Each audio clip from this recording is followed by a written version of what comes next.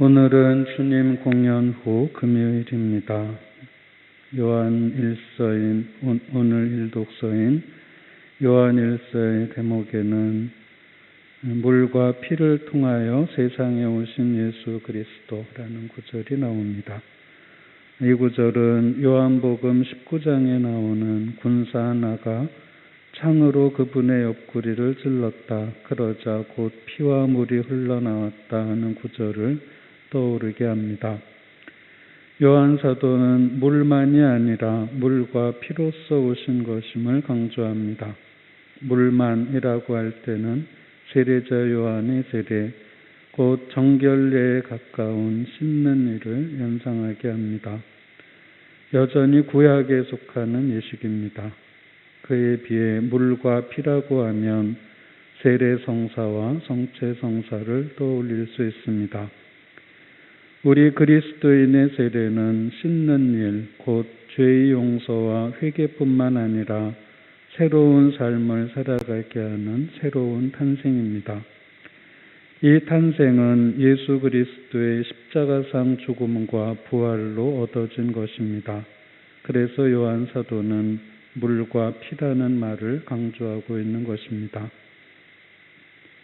요한 사도는 이어서 또 성령을 말합니다. 이 성령을 포함해 증언자가 셋, 곧 성령과 물과 피입니다.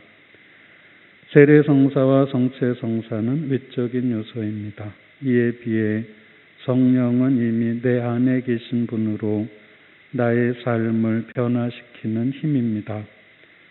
성령은 그래서 변화된 삶, 삶의 변화를 뜻합니다. 외적인 성사로 변화된 삶, 또 변화된 삶으로 성사를 받는 것이 순환되는 것입니다. 이 모든 것은 하느님께서 우리에게 영원한 생명을 주셨고 그 생명이 당신 아드님에게 있다는 하느님의 증언을 믿기 위한 것입니다. 우리의 생명은 예수 그리스도께 있습니다.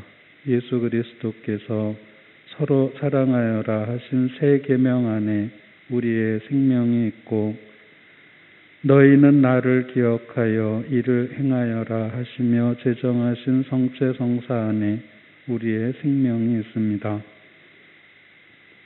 이 모든 것은 우리가 세례받을 때 내려주신 하느님의 말씀, 너는 내가 사랑하는 아들, 내 마음에 드는 아들이다 하신 입양의 선언 덕분입니다.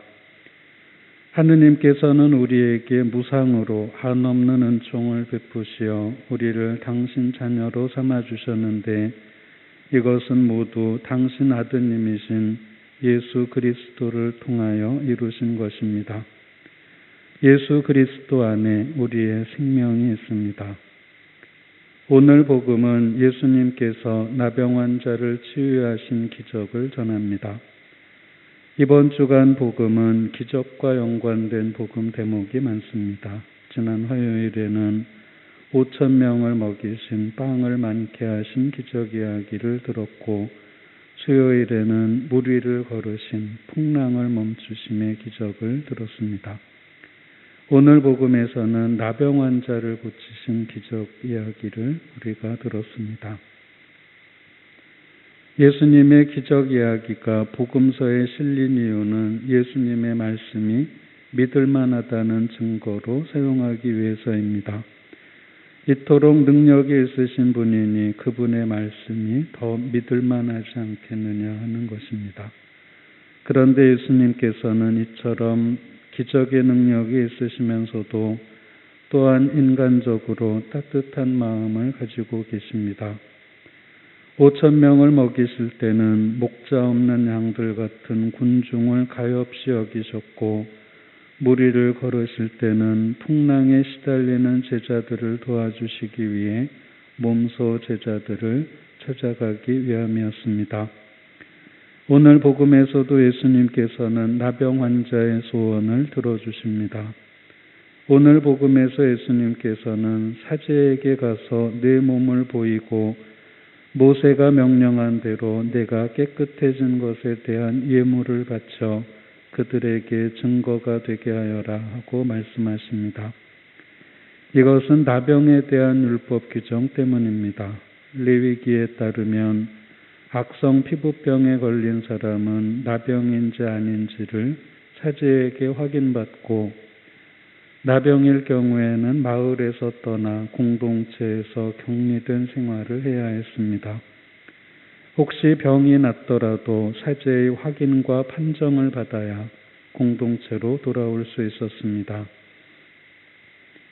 예수님께서는 그냥 기적을 베푸시는 데 그치지 않으시고 격리된 채 사회적으로 죽음의 상태에 있는 사람을 다시 공동체에 돌려보내시는 자상한 마음도 보여주십니다. 우리가 믿는 예수님이 바로 이런 분입니다. 예수님께서는 전능하시면서도 따뜻한 마음을 지니신 분이시며 온 인류를 구원하실 소명을 가지고 이 세상에 오셨으면서도 한 사람 한 사람을 배려하시는 자상한 분이십니다. 예수 그리스도 안에 우리의 생명이 있습니다. 잠시 묵상하시겠습니다.